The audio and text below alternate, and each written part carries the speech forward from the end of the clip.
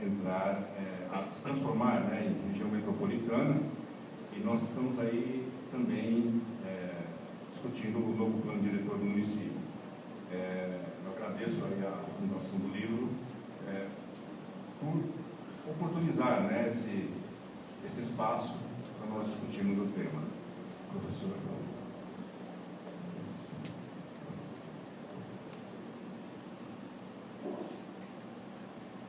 Muito boa noite a todos.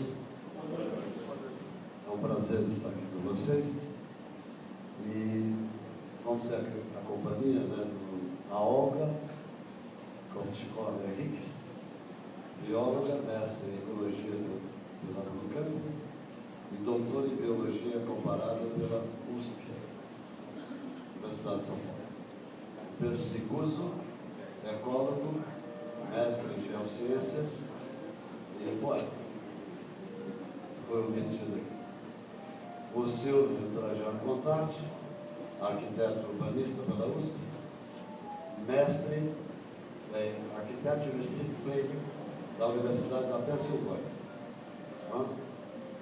Então, todos vamos nos acomodar e iniciar aqui o nosso país.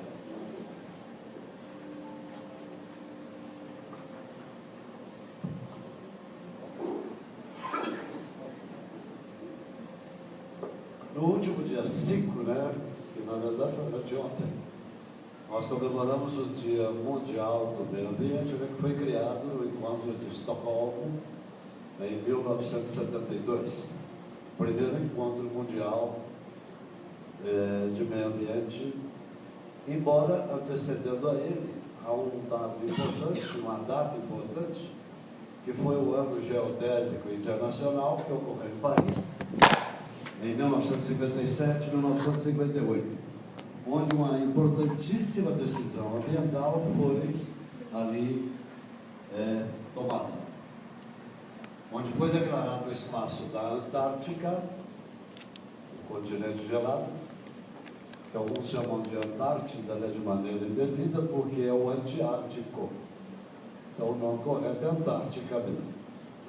E pela primeira vez os países decidiram que qualquer exploração sobre a Antártica deveria ser antecedido, né, por um plano de pesquisas para evitar um desequilíbrio planetário, porque ali é um dos pontos de revivificação dos oceanos do mundo, além de ser, né, um ambiente muito vulnerável. E isso tem acontecido, felizmente. O prazo final de adesão dos países aconteceu em 1985 e o Brasil aderiu ao acordo uma semana antes do vencimento do prazo. Isso aqui é gostar de emoções fortes. O Brasil, então, é um dos signatários desse acordo e há, inclusive, uma estação de pesquisas brasileira lá na Antártica. Mas nós vamos discutir aqui o meio ambiente local e regional, e há muito o que falarmos aqui.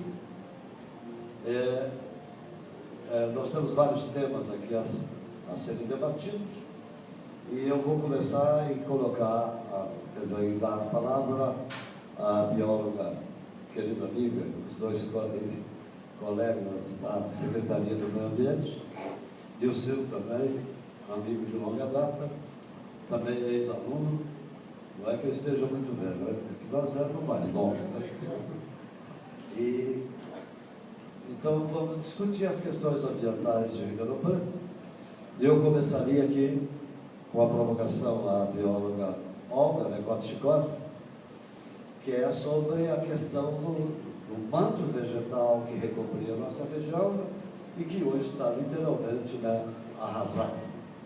Primeiro pela ocupação dos migrantes mineiros, a princípio, né? Depois a expansão cafeeira, que também fez desaparecer as vegetações que originalmente recobriam o nosso território, sobretudo a Mata Atlântica e pedaços de cerrado e de cerradão, né? E depois a expansão canavieira, e depois do PROOP em 1975, todo o manto vegetal, né, da nossa região praticamente desapareceu. Eu pediria a Olga, então, para fazer, né, uma colocação do que nos restou de tudo que havia por aqui. Obrigado.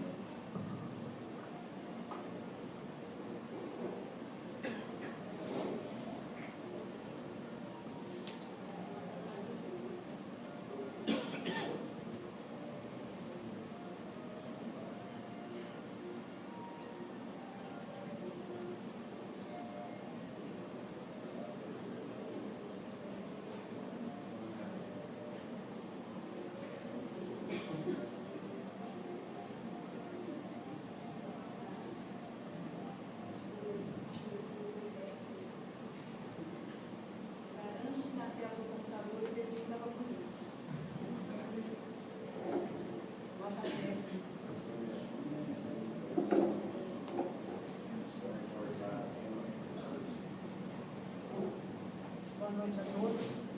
Quero agradecer o convite. Eu vim aqui com o meu trabalho. O que eu vou falar um pouco é o resultado da minha tese de doutoramento.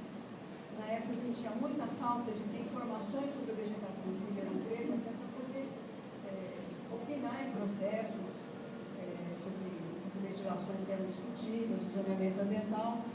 A gente virtualmente não conhecia nada, do pouco que tinha, mal sabia onde ficava a vegetação. Então, acabei me animando e falei assim, não, vamos fazer um estudo, vamos descobrir o que tem. Então, e embora o meio ambiente seja muito mais do que só a vegetação, tem toda a questão da água, do ar, da poluição, etc., a minha fala hoje está mais centrada no assunto de vegetação.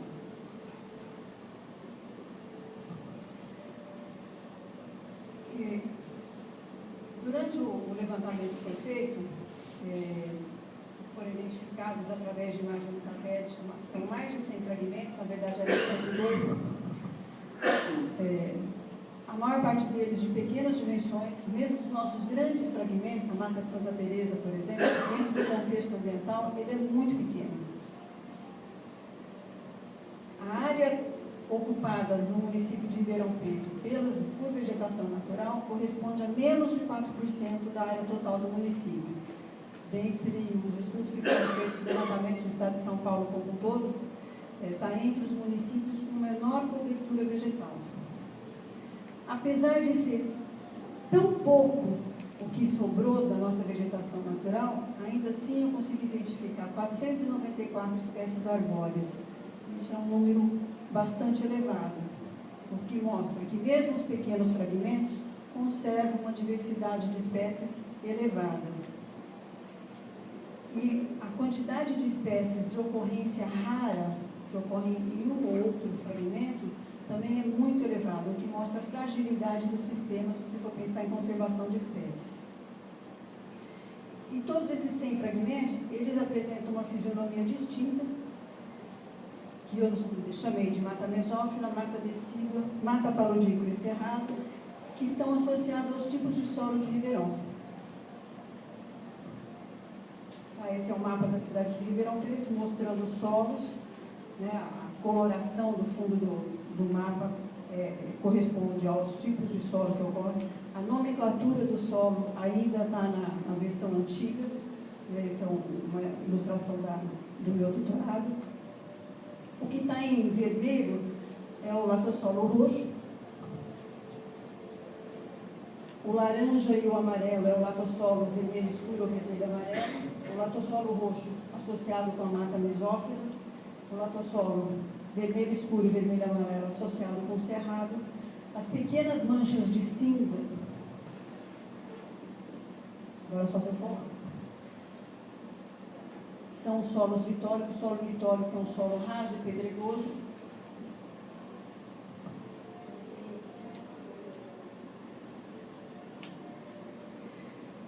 E nas manchas azuis, próximos aos rios, mais à divisa estão os solos hidromórficos associados à água.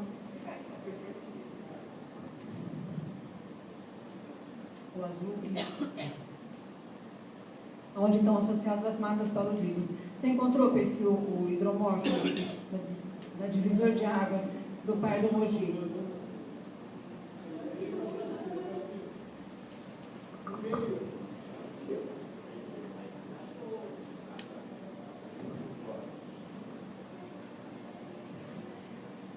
E o que está em verde, então, numerados, são os fragmentos de vegetação existentes em 2003, quando eu terminei o doutorado. Eu acredito que eles permanecem até hoje. Acredito não, né? Do que eu andei comparando com esse mapa, com a imagem de satélite atual, eles continuam por aí.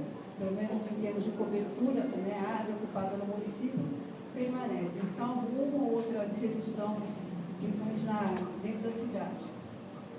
O que a gente pode perceber, observando esse mapa, é que dentro da área urbana aí está o centro branco da figura, existem bem poucos fragmentos, com destaque para o Parque Municipal do Morro de São Bento, onde existe uma mata nativa, que pertence ao município há mais de 100 anos, então é uma área importante em função do tempo de preservação. Né? São poucos os fragmentos em Ribeirão Preto, por exemplo, que tem perobas e jequitibás na quantidade e no porte que a gente encontra no parque, no bosque, além da diversidade de espécies que tem lá. Existem 25 espécies que estão ameaçadas de extinção ou quase ameaçadas de extinção que vivem no parque. Isso é uma raridade de acontecer.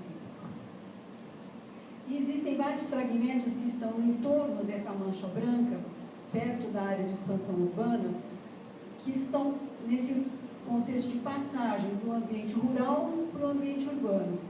Um destaque aí para a Mata de Santa Teresa. Aqui. Ninguém tem uma apontadora ali?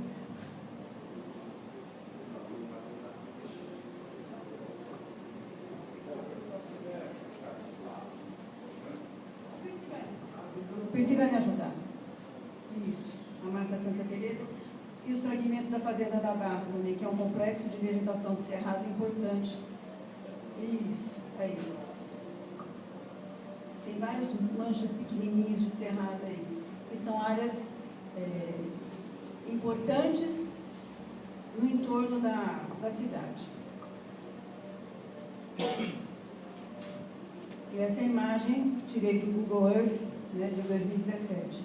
Aí dá para ver a Mata de Santa Teresa já praticamente envolvida por tecido urbano, o bosque municipal no meio do tecido urbano.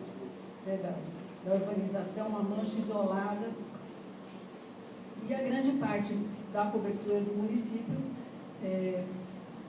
rural, praticamente do mesmo jeito que estava, né? Sem grandes alterações em termos de cobertura vegetal. Em termos de distribuição da vegetação, o que deu para observar é o seguinte: o que era mata mesófila,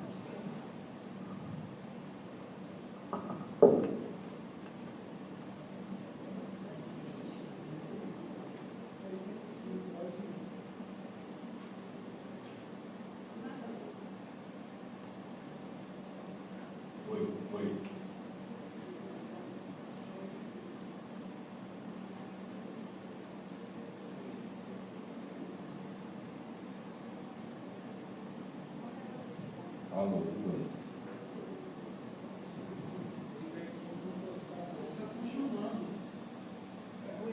Oi. Alô? O que é mata mesófila, que está associado ao latossolo roxo corresponde a 73% da área do município.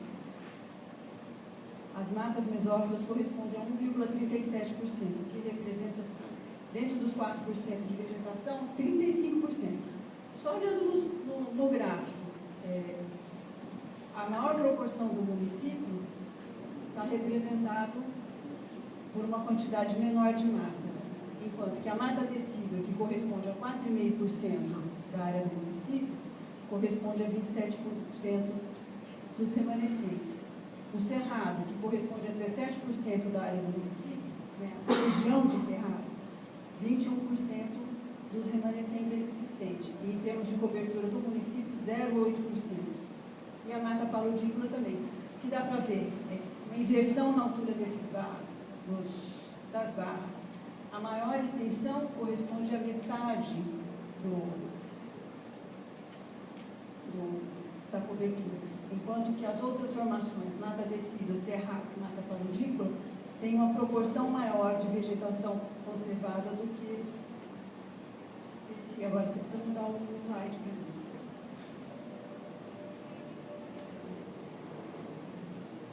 Mas vamos pensar um pouquinho sobre qual a importância de conservar uma vegetação no ambiente rural e no meio urbano.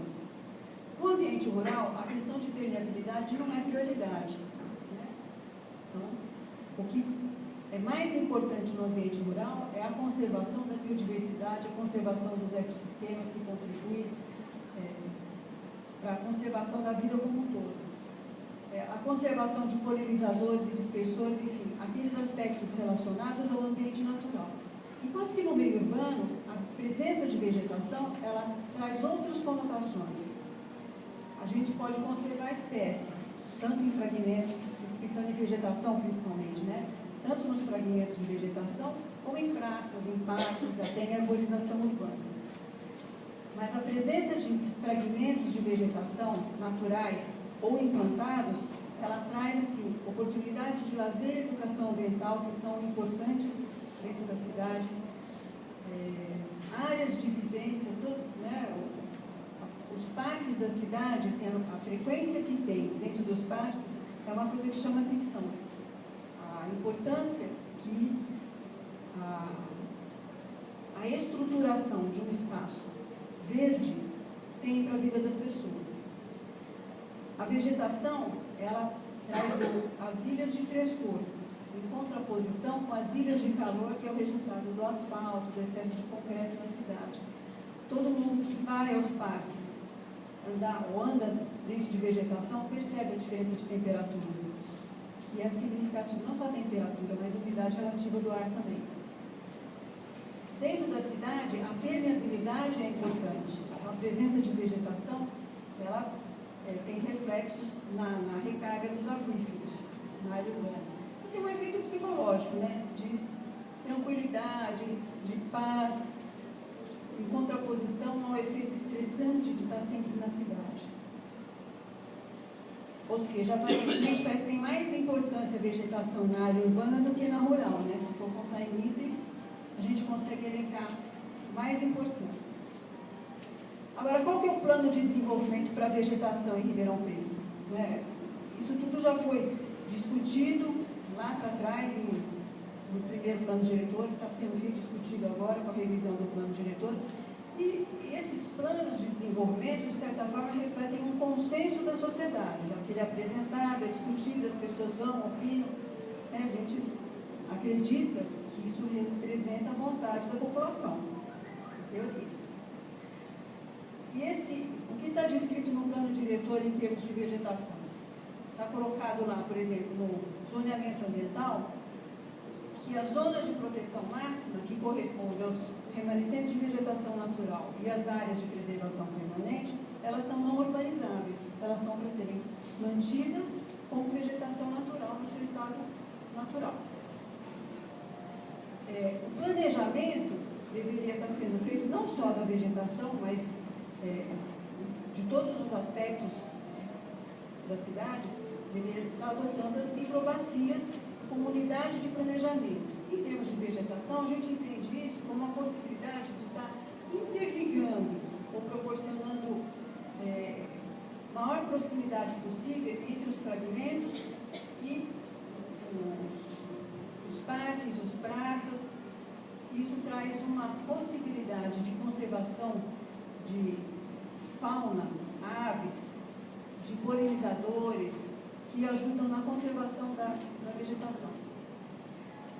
O plano diretor já fala dos parques lineares de fundo de vale, como elementos de interligação e de estruturação do tecido urbano, como também fala dos parques, Parque do Morro de São Bento, o Parque Curupira e vários outros parques que são citados, alguns que são apenas citados e nem existem ainda no seu papel, como elementos de dinamização urbana.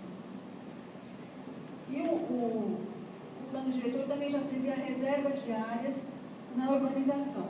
Dentro da zona de uso especial, que corresponde à recarga do aquífero, uma proporção maior de áreas destinadas como áreas verdes do que na zona de uso disciplinado, que são as áreas que têm um embasamento basáltico.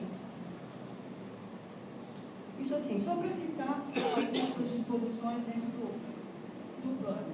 E aqui, para ilustrar, isso é uma carta ambiental de Ribeirão Preto, ela é de 2001, essa carta ambiental, mas para ilustrar o zoneamento da cidade, para quem ainda não tem familiaridade com isso, o zoneamento ambiental. Então, toda a área que aqui está em amarelo, que é a zona de uso especial, corresponde aos latossolos vermelho, amarelo e vermelho escuro, a região de Cerrado e também a área de recarga do aquífero. O restante do município, basicamente em cima de formação Serra Geral, os basaltos. A área interna, uma zona de uso disciplinado 1, que tem a urbanização existente como das diretivas do uso do solo. A zona de expansão urbana, rodeando o anel viário do município, e a zona rural, aqui e lá, também em cima de basalto. Agora sim, qual que é a nossa realidade hoje? Toda urbanização nova que é feita, ela respeita o que está dito no nosso plano diretor. Então, os parques lineares de fundo de vale passam a ser estruturados a partir das novas urbanizações. Os remanescentes de vegetação passam a integrar as áreas verdes. Né? E com isso, a cidade vai se colocando de uma forma assim, mais planejada e, ousar a falar até um pouco mais ambiental, em função ao cumprimento dessas diretrizes. Aí a pergunta que se faz é se esse é o desenvolvimento que nós queremos. A nova urbanização vai crescendo, vão crescendo mais condomínios, normalmente condomínios fechados, mais áreas de prédios, e a cidade velha vai ficando vazia. Né? Quantas placas de vende, aluga, a gente vê andando pela cidade? É uma coisa assim que aumenta cada vez mais e chega a me assustar de vez em quando. Parece que nós estamos deixando um centro da cidade fantasma, vazio, para ocupar novas áreas. Então, eu acho assim, que é uma pergunta que a gente tem que parar uma hora e refletir. É esse o desenvolvimento que nós queremos?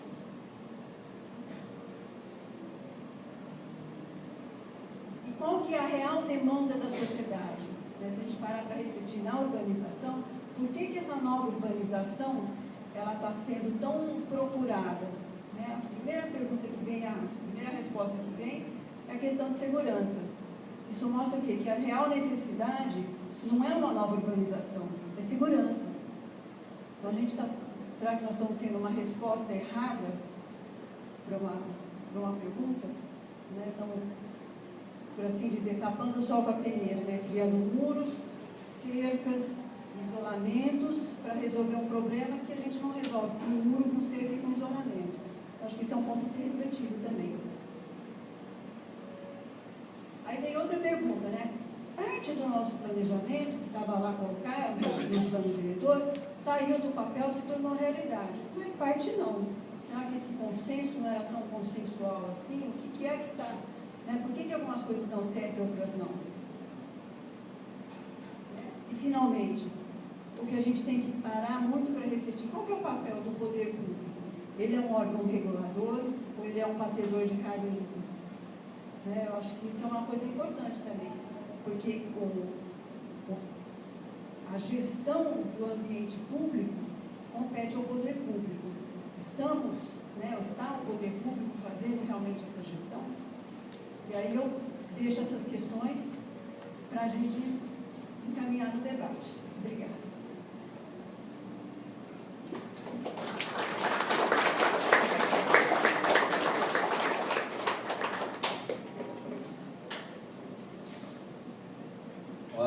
Uma péssima notícia que veio para o mundo, né, alguns dias que se passaram foi a atitude unilateral do presidente dos Estados Unidos, o senhor Donald Trump, de retirar os Estados Unidos, né, do Acordo de Paris. Isso ecoou no mundo como uma bomba, né? O efeito altamente negativo dessa atitude. O que não quer dizer que os americanos sairão do Acordo de Paris, porque, segundo declarações até do prefeito de Pittsburgh, que foi citado por Trump, né, no seu discurso de saída, que ele governava para os habitantes de Pittsburgh e não os de Paris. Na verdade, o próprio prefeito disse que a própria economia de Pittsburgh, que já foi totalmente alterada, né, porque a indústria velha, a indústria da ferrugem, já está ultrapassada por formas industriais novas, e 10 estados americanos, lá na Folha de São Paulo de hoje, já determinaram, que é uma decisão estadual, que o federalismo americano é diferente do nosso. O nosso é de cima para baixo. O federalismo americano é de baixo para cima. Então, a maioria dos americanos vai continuar no Acordo de Paris, a maioria dos municípios, até agora são 10 estados que declararam, mas a maioria deverá fazê-lo em breve. Então, o poder de Washington sobre o próprio território americano é muito relativo, que é diferente daqui, que Brasília determina tudo e geralmente determina mal. O PC acaba de me passar aqui, eu já tinha lido dos jornais também, que o governo acaba de flexibilizar grandes áreas florestais, tanto no Amazonas, no estado do Amazonas, no estado do Pará e de Santa Catarina, e áreas que tinham financiamento de governos internacionais, como o da Alemanha e da Noruega. Quer dizer, o Brasil mesmo, embora se declare, né, como um dos atuantes, né, no consenso do Acordo de Paris, as atitudes do nosso governo, não só deste presente, mas sempre dos nossos governos todos, vai na contramão do que deseja e espera o mundo. E é claro que essa devastação toda, né, no país, no mundo, como foi demonstrado aqui pela Olga, né, no nosso município, isso vai provocar, está provocando, né, sérias mudanças climáticas. O Acordo de Paris pretende reduzir em 2 graus até 2025 a evolução do aquecimento global. Eu pediria então para o PC fazer um comentário sobre essa questão de mudança climática, e depois nós vamos falar em termos urbanos, né, com o Silvio, e aí vamos envolver as questões todas, né, num amplo debate.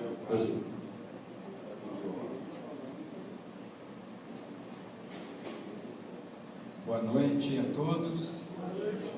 Obrigado pelo convite e pela oportunidade de a gente conversar um pouco sobre a questão ambiental e desenvolvimento aqui em Ribeirão Preto, entre os colegas, né, e com a presença de vocês também. A palavra desenvolvimento pressupõe crescimento econômico, né? No caso de Ribeirão Preto também fica já colocada a questão do crescimento urbano, né?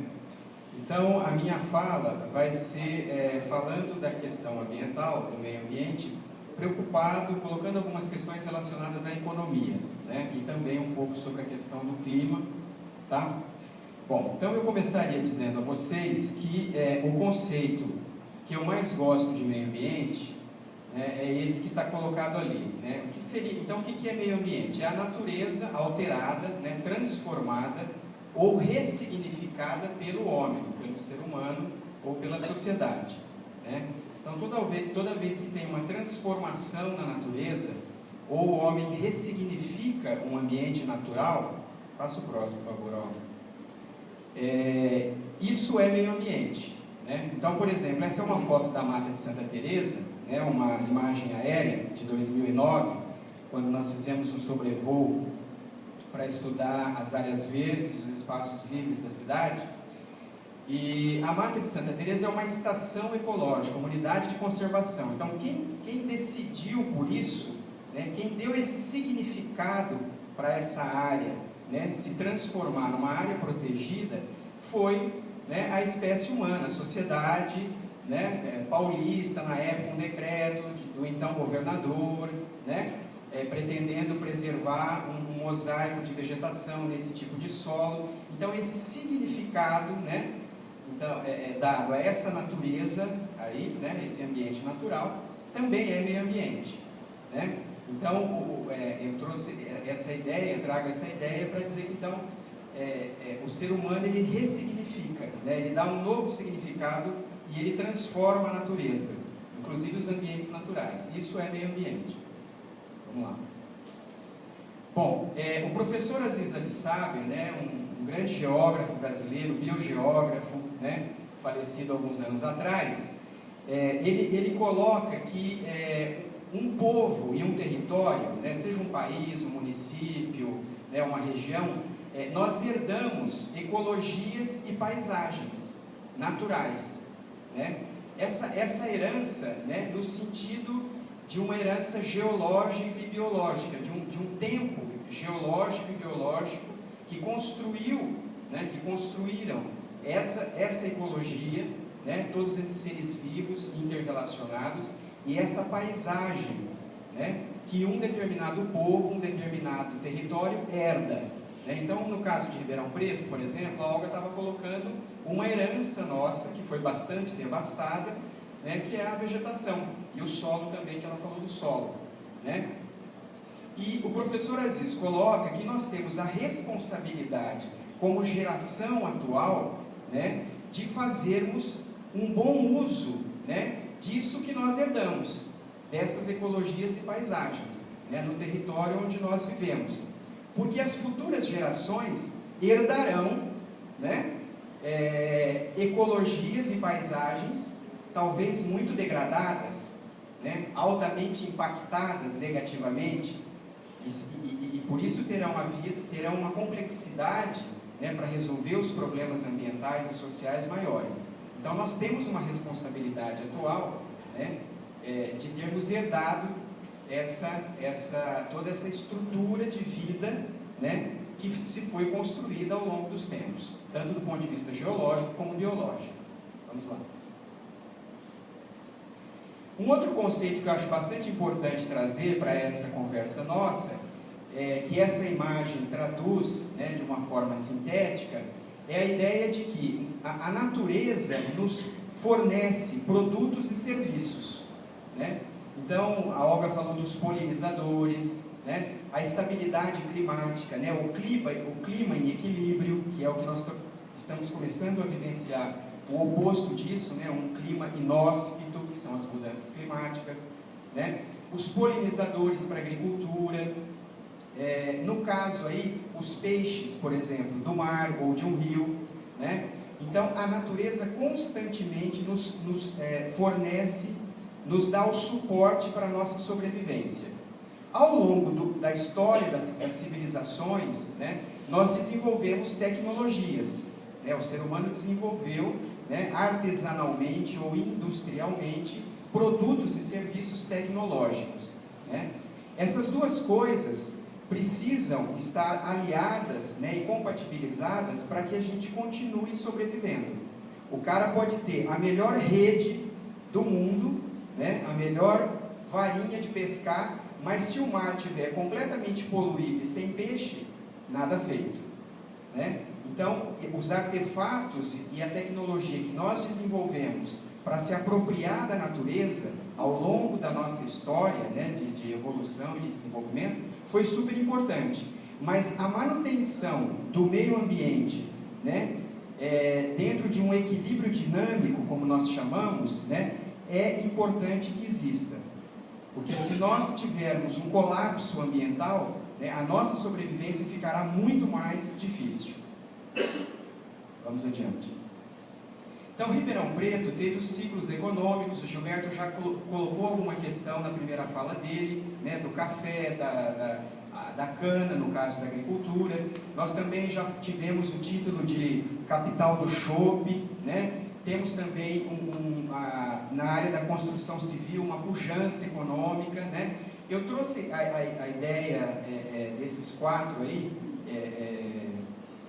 esses quatro fatores, aí, café, chope, cana e construção civil, para dizer para vocês que todos eles estão associados a essa herança, né, física, biológica, que Ribeirão Preto herdou, né? Nós temos solos de ótimas qualidades aqui, né? Temos um clima bastante satisfatório, né, para o desenvolvimento dessas agriculturas, desses ciclos econômicos agrícolas que tivemos aqui, né, a questão do aquífero Guarani, né, que é uma água de ótima qualidade. Então, a pujança econômica, né, de um polo regional que Ribeirão Preto é hoje, e é já há bastante tempo, está intimamente relacionada à riqueza do ambiente natural, né, que existe aqui. Além, é claro, do povo, né, que fez com que esses ciclos econômicos acontecessem e se desenvolvessem, né? Vamos adiante. Num cenário de mudanças climáticas, né, que está colocado para nós, né, para todas as regiões do planeta, quais os fatores, é uma questão que eu coloco, quais os fatores devem ser considerados para desenvolvermos um território resiliente, né? A ideia de resiliência na ecologia, está colocado ali o conceito, é a capacidade de um ecossistema retornar ao seu estado de equilíbrio dinâmico após sofrer uma perturbação, né? Então, o ambiente, um ecossistema, um ambiente natural, ou mesmo um ambiente alterado pelo ser humano, ele tem uma capacidade de retornar, né, às suas funções, né, originais, buscando um reequilíbrio, tá certo? Se as perturbações, se as agressões forem, né, os impactos negativos forem de alta complexidade, né, muito intensos, a gente pode sair, né, podemos perder esse equilíbrio dinâmico dos ecossistemas, né, e então colocarmos em xeque a sobrevivência, né, não só das outras espécies, mas também da espécie humana, né?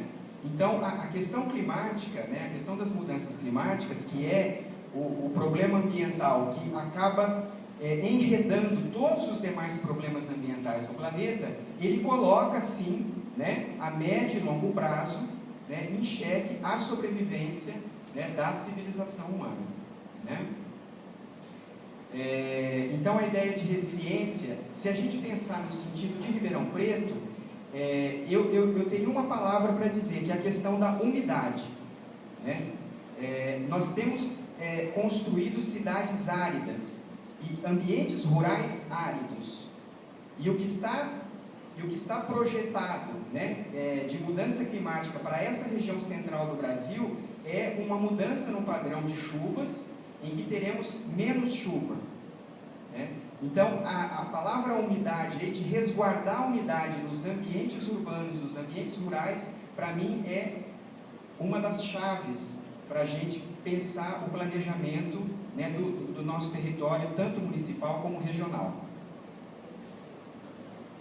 Então, a Olga mostrou uma carta para vocês, de 2001, né, que faz referência ao antigo zoneamento ambiental, que está em vigência, que é de 1995, que é o nosso plano diretor, né, que está sendo revisto agora, a Lei 501 de 95. Né? Nesse momento, eu acho que é importante a gente pensar na possibilidade de um zoneamento ecológico econômico, né, que é uma ferramenta estratégica, né, para planificar quais as melhores atividades humanas a serem desenvolvidas, levando em consideração o potencial do ambiente natural do território. Isso pode ser na escala municipal, regional, estadual, ou como também continental, né?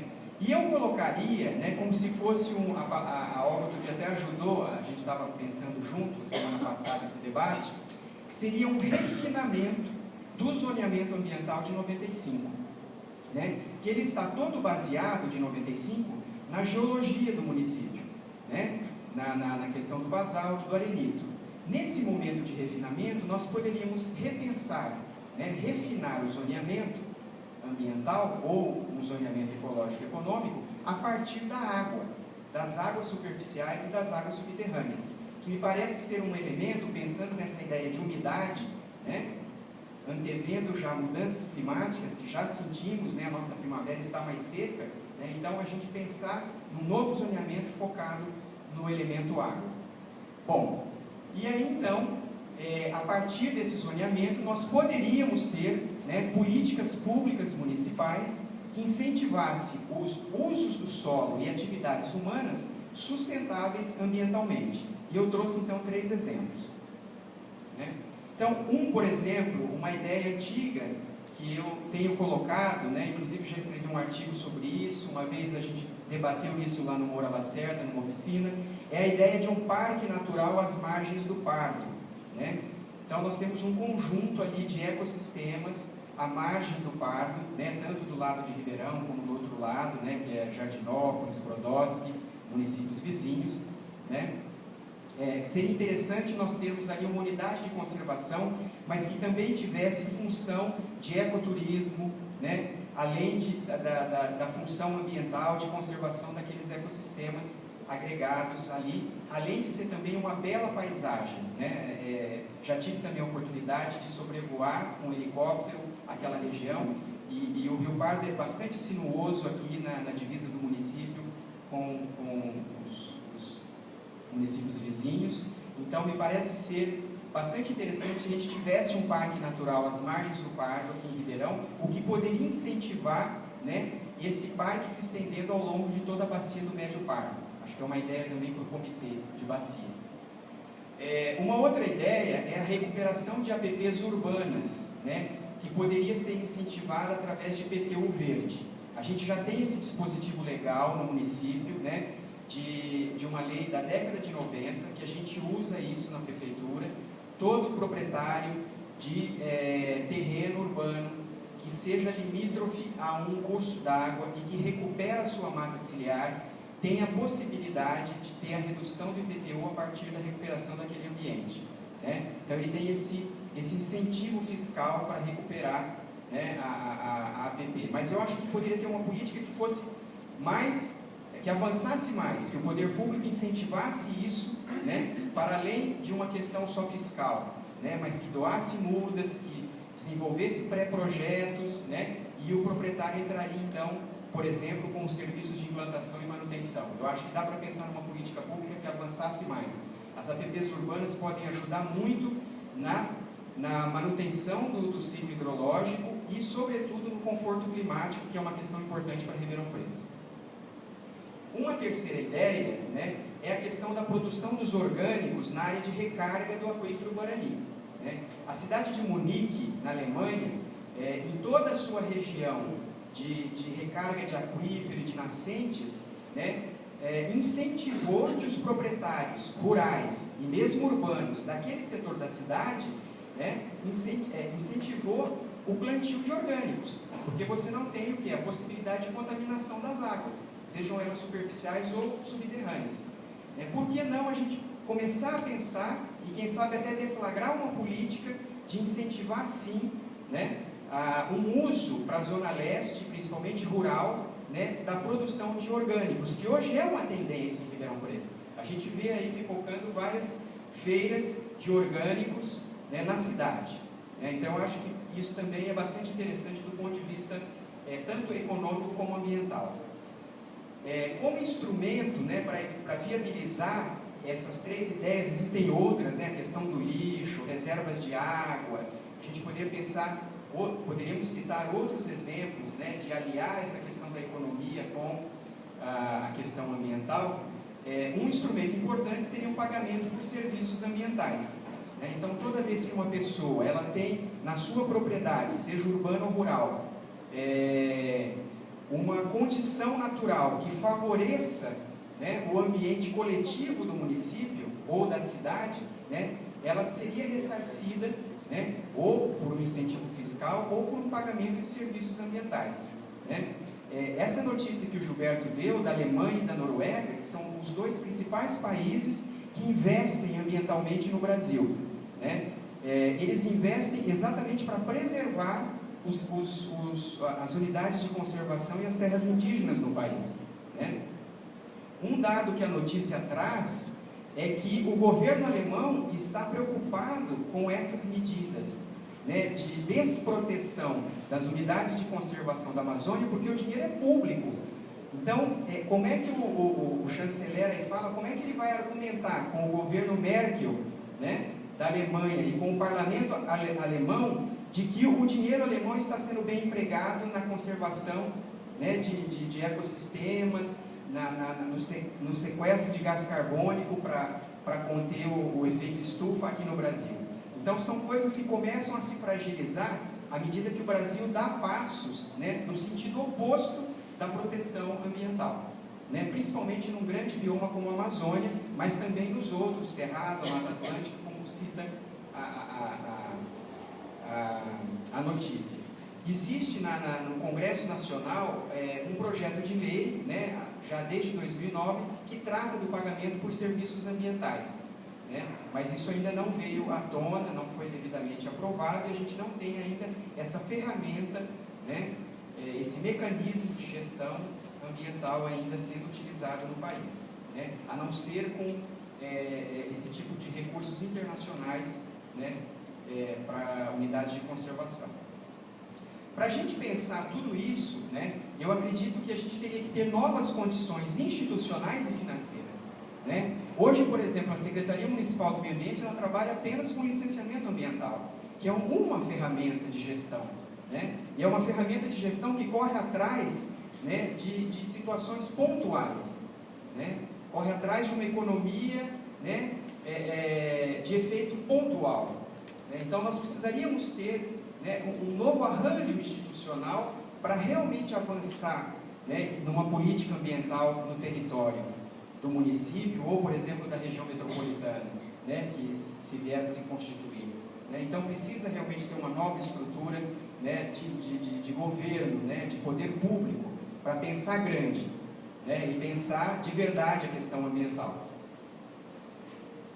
Estamos terminando. Eu acredito que a ideia de aliar a questão ambiental com essas possibilidades de economia, a gente diversificaria a economia local, né? Essa ideia dos orgânicos, das reservas de água, do pagamento por serviços ambientais, e isso traria o quê? Uma descentralização do poder, né? Porque nós temos o poder muito centralizado, né, em função de algumas economias que são fortes no território, né, que elege, né, a maioria dos vereadores, né, o prefeito, tal, essa estrutura toda política que a gente está sentindo, né, tão assim, né, na ferida nesse momento no país, né? Então a diversificação da economia, que é possível fazer, eu acredito, através de políticas públicas, né, traria uma descentralização do poder, o que teríamos como consequência, o que o Leonardo Boff coloca, que seria uma democracia de alta intensidade, né, uma democracia inclusiva. A Olga colocou a questão da segurança. Por que estamos vivendo mais insegurança e mais doença? Né? Porque estamos excluindo uma parte da sociedade, né?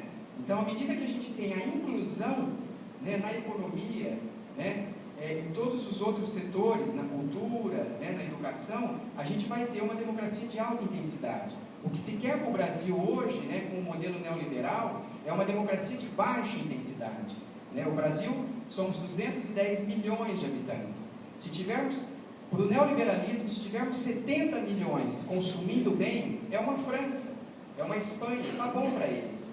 Mas para nós não, nós somos 210 milhões de brasileiros. Então, quanto mais pudermos incluir, né, é melhor para a gente, porque senão estoura em violência, estoura em doença, né? Então, a democracia de alta intensidade é uma ideia do Leonardo Boff. Eu acredito que está aliado à diversificação de economia. E para além dessa questão econômica, que é o tema de hoje, aliado ao meio ambiente, a questão de uma nova consciência, né? Uma consciência pautada, né, principalmente em 3 elos, 3 ações que a educação ambiental coloca, que seria a sensibilização, né? A gente precisa ter contato com a natureza, a gente está muito distante da natureza. O segundo item é a instrução, que é o conhecimento, seja o conhecimento científico, o conhecimento dos povos tradicionais, e o terceiro item, que é a mobilização, que é a parte realmente de participação, né? Então a educação ambiental no Brasil, ela tem esses 3 eixos, e eu acredito muito nela, que a gente consiga, né, uma consciência a partir desses 3, de uma educação ambiental que alia essas três ações, né? E eu acredito que assim a gente possa vislumbrar, né, um bem-estar coletivo para o Ribeirão Pretano, pensando na escala local, né? já que o bem-estar, o meio ambiente ele é um bem de interesse coletivo, né? Então todas as águas, né, o subsolo, os passarinhos, o vento, o clima, tudo que está aqui pertence a todo mundo, né? Então nada mais democrático do que o meio ambiente, do que a natureza, né? Então essa noção, esse princípio da questão ambiental, para mim, ele é o mais importante. O meio ambiente é um bem de interesse coletivo, né? E para terminar, eu queria mostrar uma poesia concreta que eu fiz há muito tempo atrás. Em 2009, nós tivemos a queda do Trema, né? Que é os dois pinguinhos lá, né? E eu lembro que eu estava na Secretaria do Meio Ambiente e um colega nosso, o Barbieri, passou pela gente e falou assim: ah, porque agora o aquífero. Eu falei assim: nossa, mas o aquífero, né? O que aconteceu, né? E aí, a história da queda do Trema. Então, naquela ocasião, eu tive uma sacada, né? Pronunciei aquífero, né? Ou seria, na verdade, né? Depois eu fui procurar a pronúncia, ela não deixou de existir, né? A gente, embora o Trema tenha caído, a gente vai continuar falando tranquilo, frequente, aquífero, né? Mas naquele momento, né, com a queda do Trema, eu fiz essa brincadeira, né? Que a gente brincando não, também falando sério, de que o aquífero, no caso aqui de Ribeirão Preto, a gente tem super explorado, né, um recurso natural tão importante, né? Então, com a queda do Trema, a gente tem tido menos água aí, né? Também com essa poesia um poema concreto que a gente fala, que está nesse livro aqui, que eu lancei o ano passado, na Feira do Livro, aqui faz exatamente um ano, que se chama Mais Céu, né? E que teve uma importante colaboração, né, de revisão, de editoração de um colega que está aqui, que é o Valnei Andrade, né, que me ajudou também a criar, inclusive, esse poema aí, né, a desenhar ele. Bom, eu termino, né, deixando todas essas ideias aí para a gente conversar mais depois. Muito obrigado.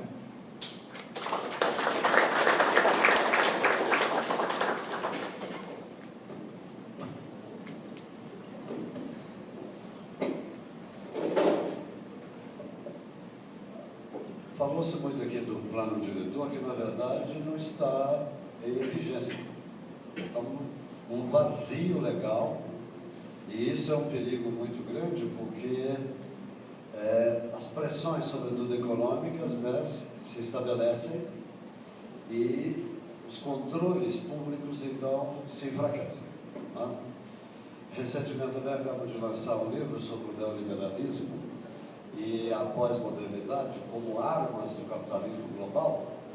Acho que até o Trema faz parte de uma proposta da pós-modernidade, que não é de popularizar a cultura, é de vulgarizá-la. E essa reforma ortográfica última é uma tragédia, né? Quando você fala ônibus para São Paulo, o ônibus parou em São Paulo ou vai para São Paulo? Quer dizer, há reformas que é melhor não serem cumpridas. No próximo livro que eu escrever, de literatura, eu vou colocar um aviso na capa que ele não cumpre o acordo ortográfico, né? Pois bem, aliás, por falar nisso, essa ausência de regras claras provoca embates, e eu queria deixar aqui bem claro também que eu tive o privilégio, quando trabalhei na Secretaria do Meio Ambiente, trabalhar com uma equipe de alta competência, que hoje está completamente, não só desmotivada, mas está totalmente espalhada. O grupo que lá existia, não existe mais. Quer dizer, a Secretaria, na verdade, foi esvaziada. Houve uma época que até ela foi extinta, né? Mas acho que a extinção provocou o efeito de hoje torná-la quase que irrelevante. E é uma das secretarias mais importantes, né, da cidade, porque nós temos problemas seríssimos de preservação do aquífero, porque a superexplotação da água subterrânea pode nos levar a uma tragédia iminente, né, se a gente não se preparar para o futuro, ou proteger, que é a nossa maior benesse natural. E outro problema gravíssimo é a questão dos resíduos sólidos, que nenhum prefeito consegue resolver, embora nós tenhamos lutado por isso há décadas, né? Porque nós levamos o nosso lixo a 68 quilômetros de distância daqui. E eu conheci diversas unidades de processamento na Europa, por exemplo, na Espanha e na Itália, onde o lixo é totalmente, né, um fator de geração de energia e de condições ambientais, né, perfeitas. Eu acho que essa vontade política ainda não se estabeleceu aqui, lamentavelmente. E nós já demos murro aí em ponta de faca durante muito tempo, sem que essas questões fossem resolvidas. Mas é importantíssimo a gente colocar, a Olga colocou, o Percy, e é importante também ver, eu me lembro da primeira vez que eu ocupei a Secretaria do Meio Ambiente, de grandes discussões, inclusive com o Silvio, né, que é um dos elementos da área empreendedora, dos mais sensíveis a essa questão de equilibrar o desenvolvimento urbano, que ele é especialista nisso, né, com a qualidade ambiental. Né? Agora, mas nem todos os empresários do setor têm essa consciência e, aliás, eles querem ocupar o território de uma maneira, alguns deles até de forma insana. A ameaça agora é sobre a Zona Leste, que é a área do aquífero Guarani. Se o plano diretor, que venha a ser votado, não proteger aquela região, o risco que é possível vai se tornar cada vez mais próximo. E sobre essa questão mesmo do regramento público e da atividade econômica, agora é bom nós ouvirmos a opinião de quem lida com isso diariamente.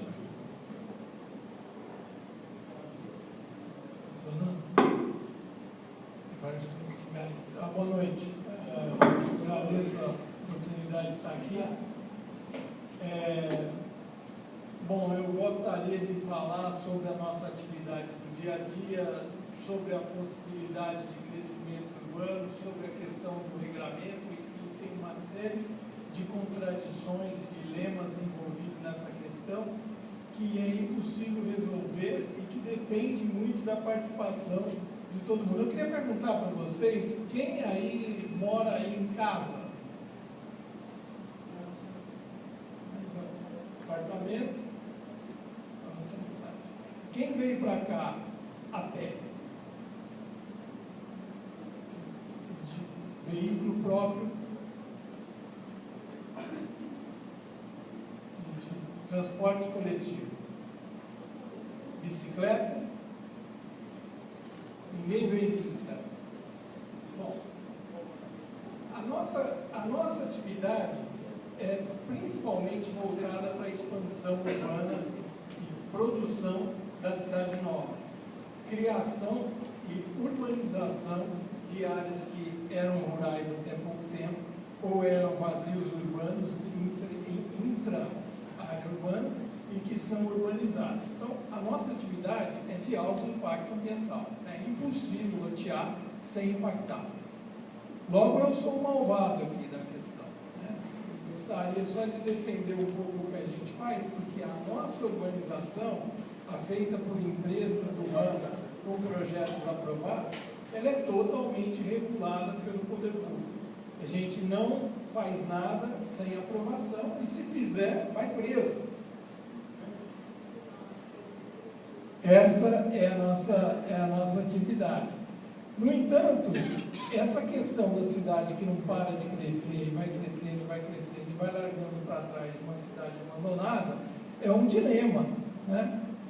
Eu gosto de falar que ninguém muda para Ribeirão porque eu fiz um loteamento novo, né? Essas pessoas já estavam aqui. O cara não está lá em Sertãozinho e fala, puxa, o senhor fez um loteamento, vou mudar para Ribeirão. Elas já moram aqui.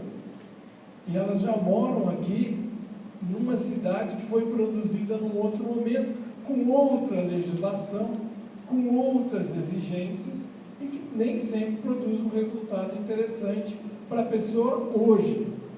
A outra questão que é interessante abordar é o seguinte: a questão da segurança, eu acho que faz parte realmente dessa vontade de mudar para um lugar novo, mas não é a única. Os bairros novos que são estruturados e que muitas vezes já têm associação de moradores ou são condomínios fechados, elas dão a oportunidade para a pessoa participar do processo de gestão do espaço público local.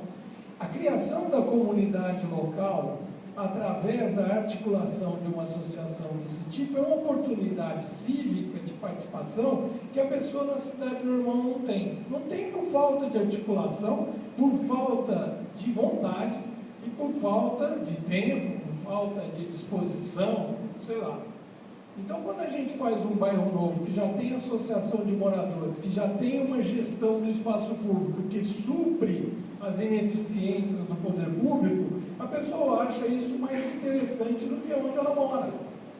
E isso não é só na classe alta. É lógico que é muito mais fácil fazer bairro ecologicamente equilibrado para rico do que para pobre. Porque você precisa, as coisas têm um preço, elas custam. Eu acho muito interessante essa questão do planejamento ecológico a longo prazo, porque permite você planejar em áreas que ainda não têm valor econômico, e você se antecipa a essa valorização, e você retém a possibilidade de ter a coisa lá na frente que você pensou lá atrás. Então, planejar é pensar antes. É sonhar com vontade de fazer, sonhar antecipadamente um futuro diferente e preservar essa possibilidade para o futuro. Então, não se deve ficar restrito a regular aquilo que nós estamos aqui hoje como área urbana, mas nós temos que pensar realmente em avançar e deixar essas coisas planejadas para o futuro. A questão da ocupação da Zona Leste é um ótimo exemplo disso. Se a gente tivesse regras claras e determinadas, com possibilidades econômicas definidas, ou não, vai dizer, olha, a sociedade de Ribeirão não quer nada lá. Vamos voltar a fazer cerrado. Ótimo, vamos fazer isso. Quem vai pagar a conta? Né? Porque, do ponto de vista econômico, pensando em empresas que precisam sobreviver, gostam de fazer as coisas bem feitas, e eu acho que só vale a pena fazer se for para fazer bem feito, senão é melhor ir fazer outra coisa. Quem gosta de fazer bem feito, pagar direito aos funcionários e ter uma rentabilidade adequada, precisa ter condições de planejar qual vai ser o retorno do investimento. Isso em qualquer atividade comercial, não é só no loteamento, ou na expansão urbana, ou no mercado imobiliário. Qualquer coisa que você vai fazer, você tem que saber quanto eu vou gastar, quanto eu vou ganhar, quanto vai sobrar, o que eu vou fazer com esse dinheiro. Bom, frustração de expectativa é o maior mola para gerar conflito. O maior gerador de conflito é a expectativa frustrada. Então, toda vez que a gente tem uma mudança radical de legislação, a gente tem um monte de expectativa frustrada. E aí eu estou falando não só do empreendedor, como do proprietário que pensava que a área dele ia virar um loteamento, ele ia ganhar um montão de dinheiro, o outro que achava que ia vender a área para o empreendedor e que também ia ganhar um monte de dinheiro. Então, nós estamos falando de uma economia que tem expectativas em relação à urbanização. Então, como é que a gente muda isso? Como é que a gente enfrenta esse dilema? Eu acho que o aspecto principal é a articulação da discussão e liderança do poder público. Eu acho que muito além da questão do planejamento e a questão do licenciamento ambiental, o poder público tem o dever de liderar o processo de discussão, de gerar o conhecimento necessário e divulgar esse conhecimento para a população, para que as pessoas possam participar de um processo de discussão com uma base de conhecimento sobre as coisas. Nós precisamos estudar geografia para dar palpite sobre o plano diretor. Não adianta a gente chegar na discussão na audiência pública na Câmara e falar que eu quero que asfalta a rua do meu bairro. Não é esse o tipo de discussão que a gente precisa. Agora, como é que nós vamos criar o volume e a consistência do conhecimento para que as pessoas possam opinar sobre a nossa cidade daqui a 50 anos? Quem que vai liderar esse processo? A prefeitura. A prefeitura tem que liderar esse processo. Ninguém pede o que não conhece. A gente está cansado de fazer pesquisa de mercado. A gente pergunta e as pessoas querem a mesma coisa sempre. Porque o que elas conhecem, o vocabulário, a imaginação é muito pequena. A pessoa está acostumada, vai trabalhar, vai para casa, dorme, acorda, trabalha de novo. Tá?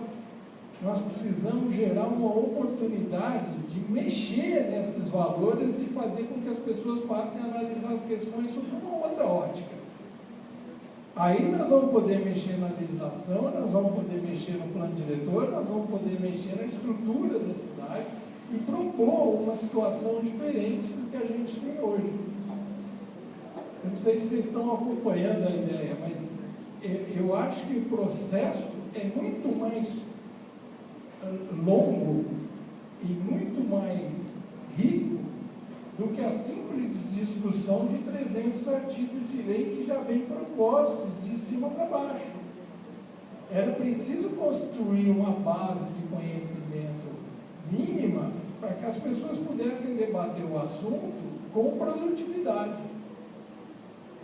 e sem manipulação, né, por um lado ou pelo outro, para você poder ter a sua opinião sobre isso. Né? Nós da iniciativa privada não vamos fazer isso. Né? É difícil você falar assim, olha, eu vou querer passar o chapéu e todas as empresas vão pagar para a prefeitura fazer um processo de controle. Olha, até faria, eu acho. Né? Se houvesse um processo com essa liderança e com essa visão, eu acho que tem muita empresa privada que ajudaria a custear um processo desse.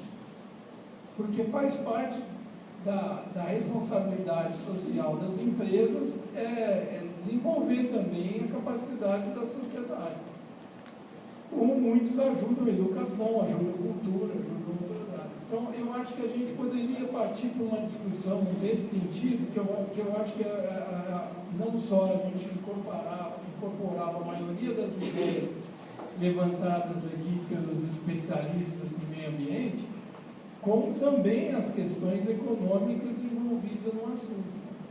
Eu acho chato que o agente principal de fomento de, por exemplo, plantio de árvores, seja a iniciativa privada. Né? Eu posso falar que nós fizemos aqui em Ribeirão alguma coisa, um pouco mais de 10 mil terrenos, nesses 20 e poucos anos que a gente atua aqui. Esses 10 mil terrenos, os loteamentos nos quais eles estão implantados, plantaram alguma coisa em torno de 200 mil árvores. Dessas 200 mil árvores que a gente entregou viva lá, tanto para a prefeitura, tanto para o morador do loteamento, que tinha árvore na frente da casa dele, se tiver sorte, metade está viva. As que estão plantadas nas APPs, nos maciços, nas praças, elas, a maioria está viva. As plantadas nas calçadas, a maioria já morreu. Então, eu estou aqui, eu não sei se alguém aqui já plantou 150, 200 mil árvores, mas nós estamos fazendo isso sistematicamente em todos os loteamentos que a gente faz. E nem por isso essas árvores estão sobrevivendo. A gente cuida por 5 anos das árvores que a gente planta. Custa para nós 3 vezes o valor da muda e do plantio cuidar dela por 5 anos. Então, o custo da árvore é 4 vezes o custo inicial para entregar ela para a prefeitura viva depois de 5 anos do loteamento entregue. Mas não existe um processo como esse na cidade velha.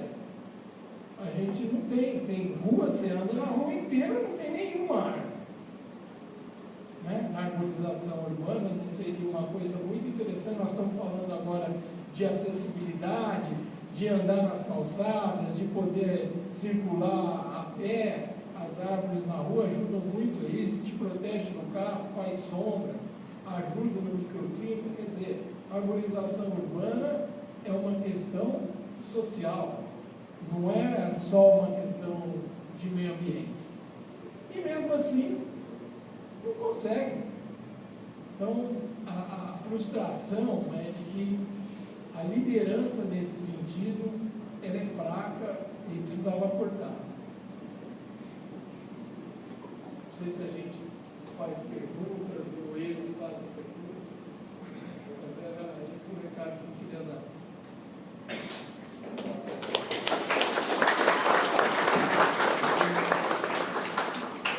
Só um minutinho.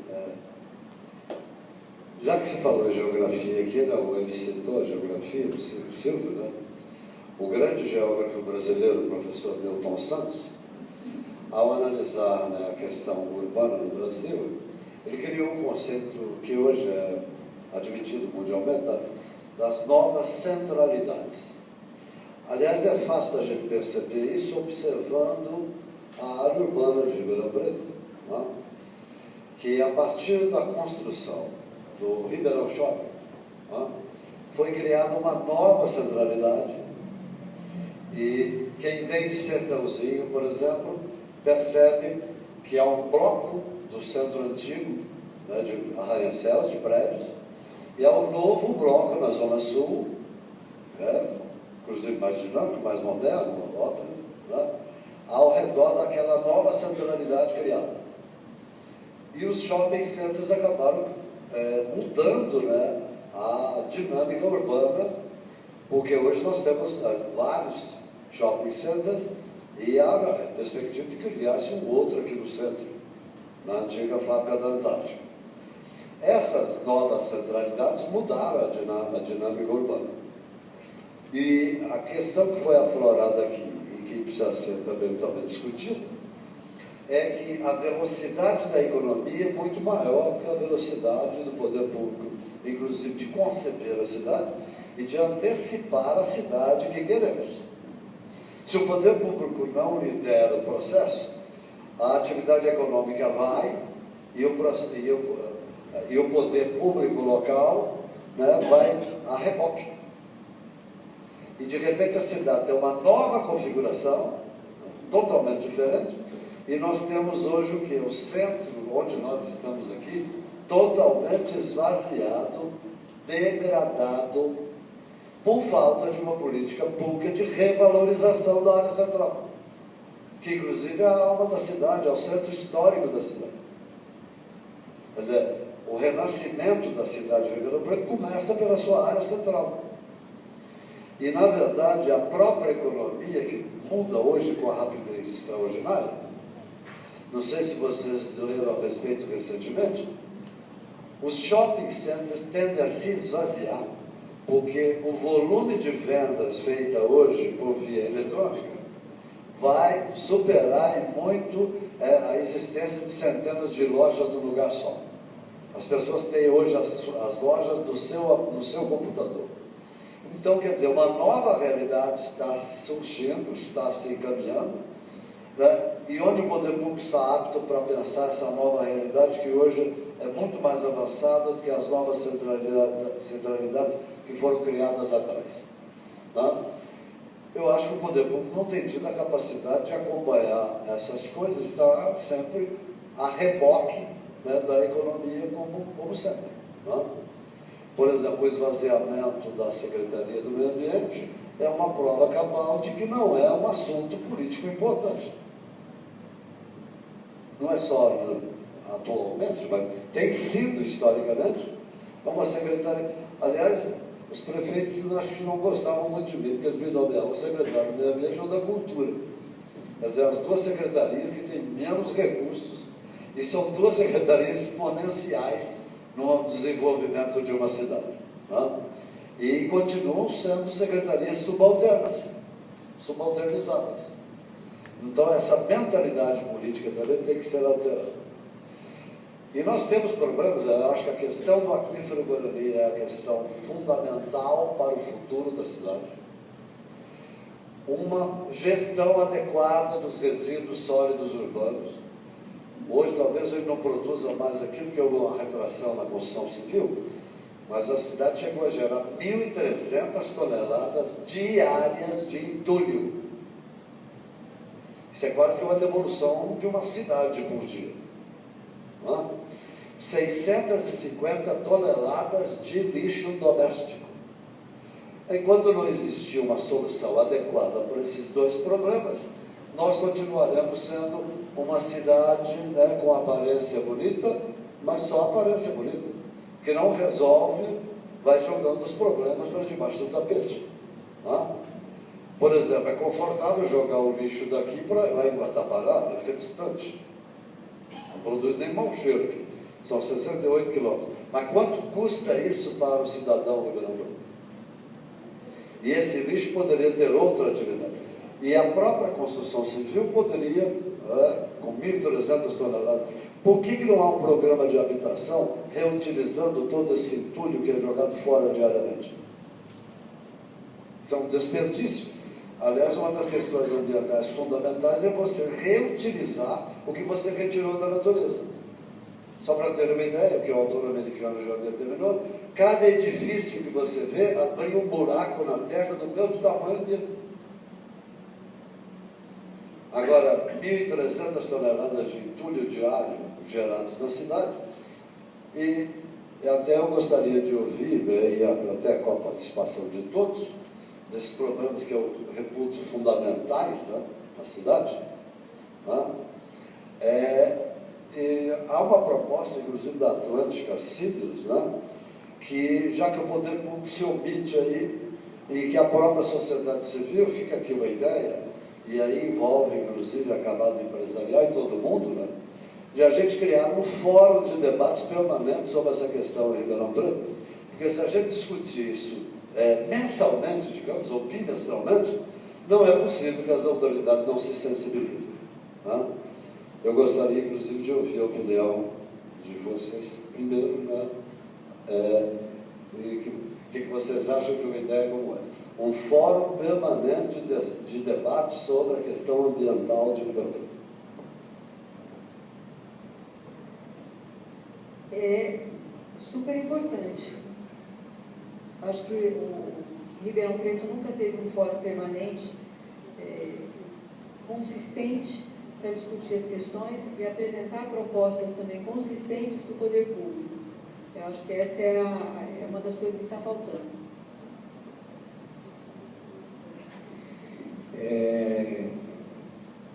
Perfeita a ideia. Acho que esse processo pode ganhar uma legitimidade bastante interessante no município, né, de participação da sociedade e ter fortes influências nas decisões do poder público, né?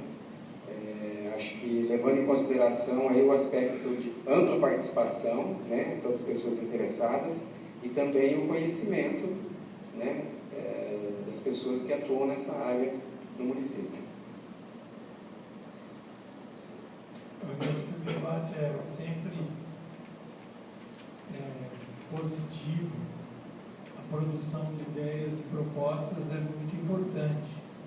No entanto, eu sou um pouco cético em relação a debate permanente, porque eu participo de dois conselhos, o Conselho Gestor da Mata de Santa Teresa, o Conselho Municipal do Urbanismo e mais uma meia dúzia de associação Amigos de Bairro. E eu tenho visto que realmente a participação das pessoas nessas coisas está cada vez menor. As pessoas parecem que perderam o encanto, perderam o entusiasmo de discutir. Eu não sei se é de tanto discutir e não conseguir produzir efeito nenhum. Né? Então, eu acho que se a coisa tiver que acontecer, precisa acontecer de uma forma muito forte, né? Produzir realmente ideias que sejam de impacto e que gerem a dinâmica necessária para envolver mais gente e criar uma possibilidade real de efetivamente causar alguma alteração e alguma mudança. Senão nós vamos ficar debatendo e nós só vamos espantar as pessoas vão cada vez participar menos e a coisa se esvazia e acaba. Essa democracia participativa, ela exige uma disposição e um entusiasmo das pessoas que a gente desaprendeu. Talvez seja o momento mesmo da gente estar criando uma nova sociedade, trazendo pessoas que tenham esse entusiasmo de participação. Porque, não sei se é por problema da ditadura ou do crescimento da televisão, as pessoas não vão nem na igreja mais discutir, no clube de serviço, não vai mais no outro, não vai mais no outro. As pessoas não querem mais influenciar o destino da coisa. É muito mais fácil você ficar na sua casa reclamando que a prefeitura não faz nada, do que sair lá no conselho tal, dar palpite e ver se consegue resolver alguma coisa participando. Então, mas não tem outro jeito. Ou a gente consegue falar e ser ouvido, ou não vai continuar tudo igual, não vai mudar nada.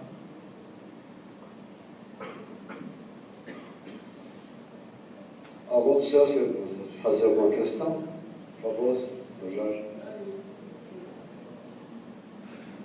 Bom, um instantinho, eu já dou a palavra para o senhor, só para fazer uma consideração. Gente, quando surgiu a oportunidade de nós organizarmos esse debate, esse ponto, primeiro nos pareceu assim, muito difícil encontrar as pessoas certas para esse ponto, para essa participação. Mas isso nós resolvemos em 3 minutos. Os 4 participantes, né, nós decidimos isso no escritório em 3, 4 minutos, foi muito rápido. Por quê? Nós precisávamos de pessoas que fossem desenvolvedores de cidades e que, de certa maneira, tratasse tudo com a maior responsabilidade. Portanto, o nome de vocês 4, a Olga é responsável aí pelo maior estudo científico que Olga. Ela não esperava quando fez, mas O Percy é um grande pensador da Secretaria do Meio Ambiente e criou uma linha de pensamento dentro da Secretaria do Meio Ambiente. O professor Gilberto, meu professor de quando eu era adolescente,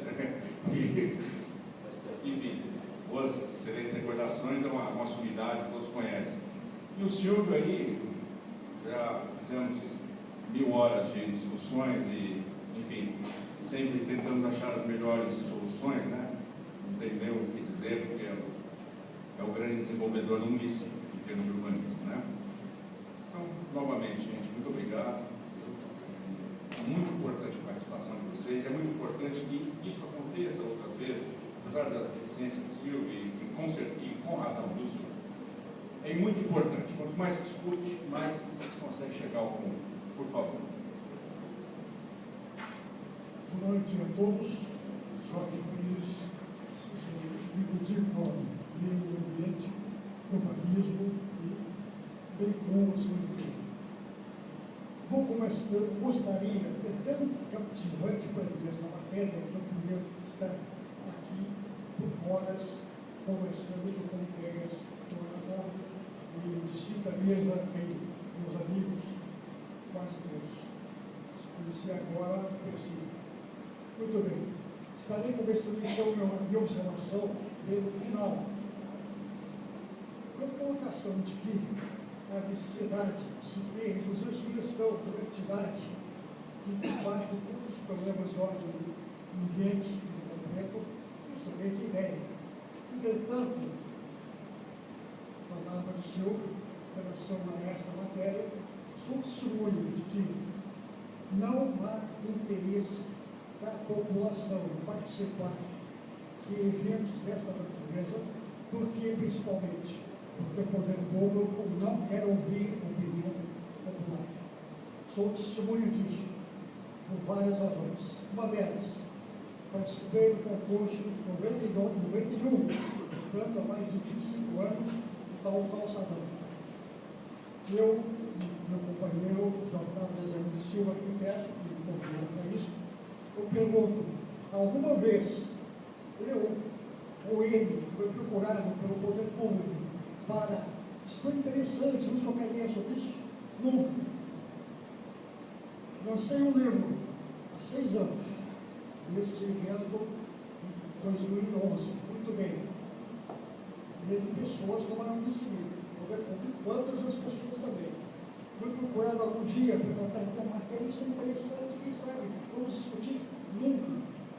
Então vejam, são exemplos, embora pessoais, mas que retratam a realidade nossa, infelizmente.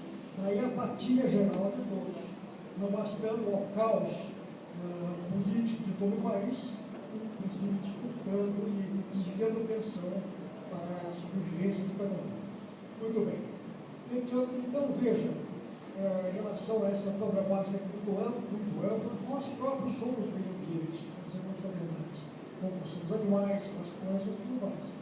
Então, vou mencionar só alguns pequenos tópicos diante de um universo muito grande que são preocupantes. Me pergunto, por que o poder público não toma iniciativa? Por que o poder público deveria, motivado pelas suas coisas, a sociedade civil, abraçar causas que ele sozinho não tem condição de resolver, seja por razões econômicas, seja por razões de outra natureza. Então, vejamos, dentro desse N ponto perguntados, eu perguntaria o seguinte: nosso bosque, animais confinados, pequenos espaços, numa vegetação exuberante e interessante. Primeiro, eu sou contra os zoológicos, porque hoje, no passado, não havia fotografia. Então, a forma de você entrar em contato com o animal é através do zoológico. Hoje, temos noticiários, temos trabalhos, documentários fantásticos. Por que não deixar o animal, então, no seu habitat natural? Só temos cativeiro para estudos científicos. Esse é o ponto. Fica a pergunta. Podemos ter no bosque 5 Código Florestal, quem sabe? Com respeito à urbanização e vias e tal, por que não as vias mais amplas, mais largas, tendo uma calçada mais larga para a vegetação e mobiliário urbano, a outra calçada mais estreita, ou tudo embutido, seja energia, telefone, etc, etc. Por que sempre aquilo? Por que não fugimos do mesmismo? Por que não inovamos? São questões que eu sempre faço a mim próprio e pergunto e dificilmente tenho respostas diferenciadas. Mas há um comodismo muito grande sobre isso. Muito grande mesmo. Inovar, portanto, é difícil. Aliás, a matéria deve ser lida nesse livro. Quer dizer, o inovar cria problemas. É muito cômodo o indivíduo aplaudir e ficar simplesmente aceitando o mesmismo sempre.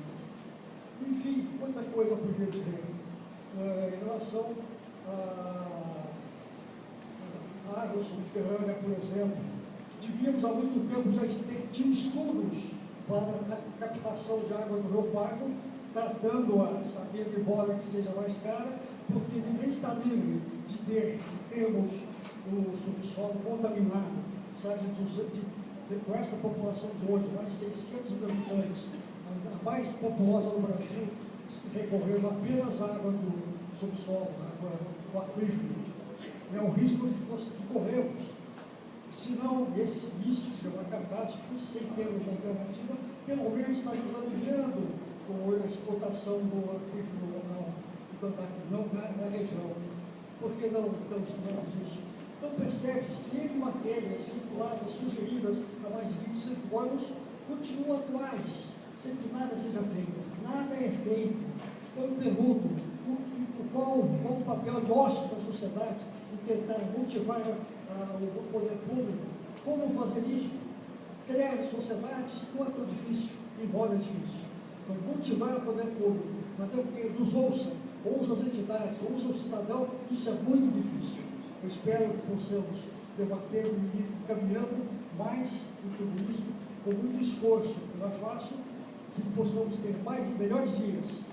E que, quem sabe, nesse governo novo, vamos começar em janeiro, possamos ter oportunidades de levar avante quanta coisa que devia ter sido tratada pelos governos anteriores.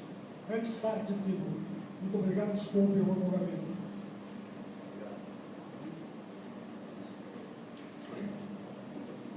Quer fazer algum comentário?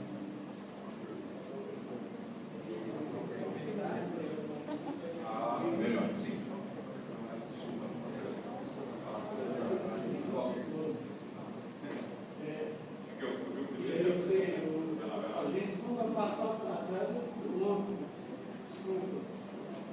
professor Osmar Barra, instrutor, ambientalista. A pergunta é a seguinte: Percy Olga, que trabalha na Secretaria do Meio Ambiente, no dia 5, Rádio 79, eu acabei adentrando num debate com o Dr. Otávio Cano. General Luiz de Figueiredo, Via Norte. Aliás, algumas daquelas árvores de pequeno porte decepadas foi plantada na gestão ambiental do professor Gilberto Abreu, e sem critério algum, a CPFL podou tudo.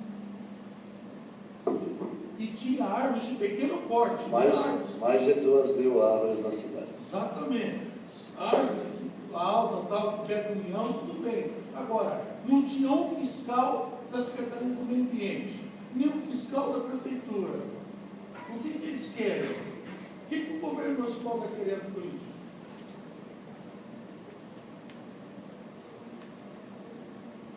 Obrigado. Nós vamos fazer, as pessoas vão falar e vocês comentam, é isso? Depois de maneira. Não? Ok. Pessoal, vamos ser as outras pessoas. Nós temos ali um tempo para cumprir, né? Então eu gostaria que as perguntas fossem um pouco mais resumidas, por favor. Tá bom? A pergunta objetiva dirigida aos filhos que eu conheço. A gente nota que na cidade vários parcelamentos e loteamentos novos, eles estão ficando separados da mancha urbana central. O anel viário, a Anhanguera, tanto na zona leste como na zona sul, os pontos de ligação dos novos loteamentos com a cidade ficam reduzidos a passagens estreitas. Há algum plano do plano diretor da cidade viária para que essa ligação seja melhor feita do lado da Anhanguera e do lado do anel viário em relação a Bonfim? Porque a gente sabe que o adensamento populacional será enorme e não se vê nada que vai resolver esse problema de fluxo dessas regiões. E só eu sou paisagista, queria dar parabéns ao Silvio, porque toda a parte do paisagismo dos parcelamentos que ele instalou merece elogios, são muito bem feitos.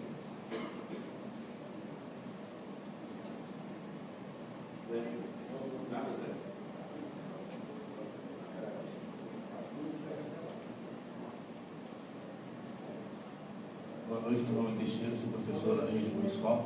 Bom, o Cris falou muito sério, assim, um pouco meio rápido, a questão dos financiamento de campanhas. E o senhor citou a questão do empreendedor que chega lá, pega a associação de bairro e embute essa responsabilidade para ela.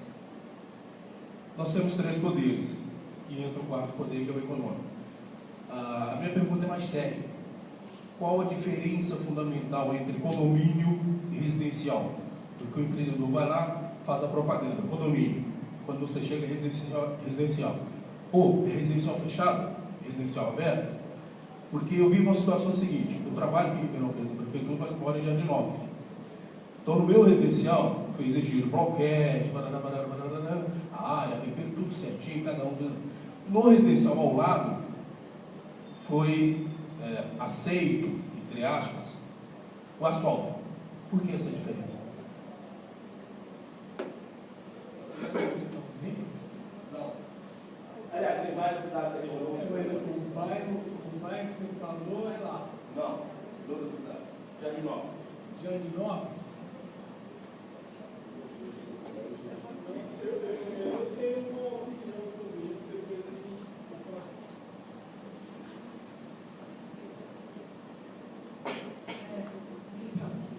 Eu quero reforçar aqui a questão que ele levantou sobre crises ambientais e sobre os interesses da população pelos problemas ambientais. Eu faço parte de um grupo que plantou árvores ali no Botânico, na Carlos Consone, plantamos centenas de árvores.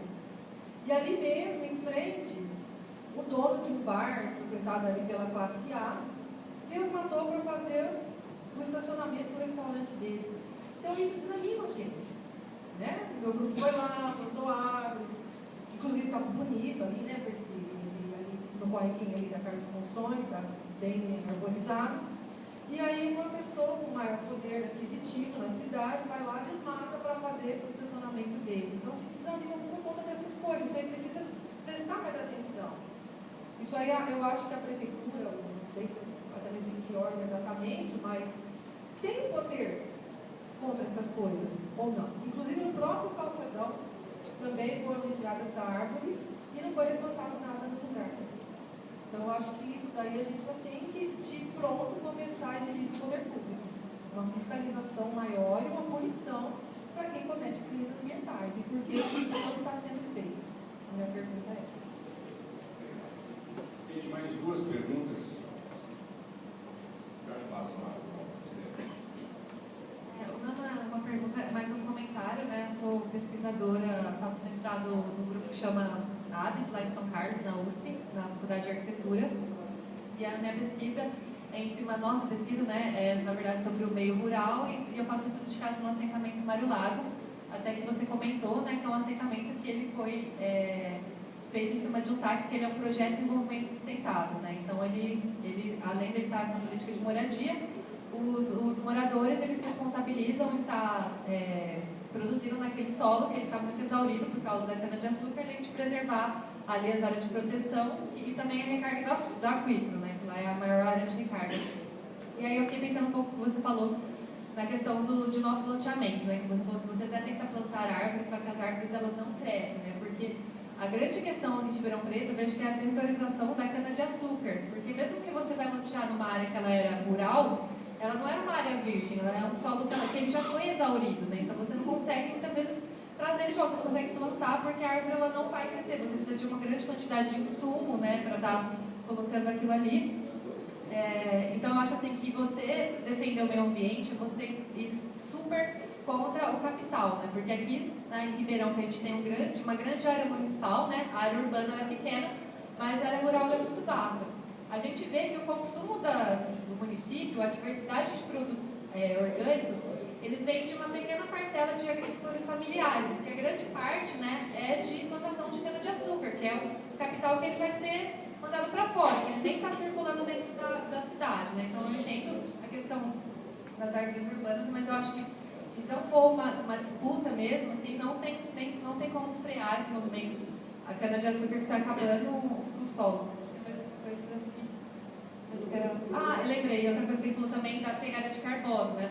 E por que é contra o capital? Porque tem a construção civil também, que é um dos maiores poluentes, né, no meio ambiente. Se você pensar que em outros países, você tem as construções de tecnologias de madeira super desenvolvidas, e lá em São Carlos mesmo é um dos polos assim, mais especializados em construções de madeira, e é uma construção que ela nunca vai ser mercadológica, porque, né, a exploração da mão de obra, a construção civil, o concreto, é uma coisa que está muito culturalmente, né, no nosso país, isso é muito poluente. Então vem até isso, né? Você construir uma casa de madeira, você está tendo um depósito ali de gás carbônico que ele vai estar ali por 50 anos, né? Se você não usar nenhum impermeabilizante, nada.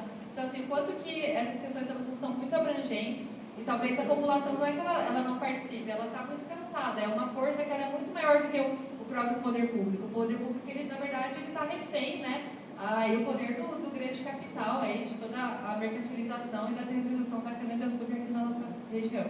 Obrigada. Obrigado. Silene, a última pergunta. Não, dá para ter mais uma pergunta? Alguém se habilita? Ok.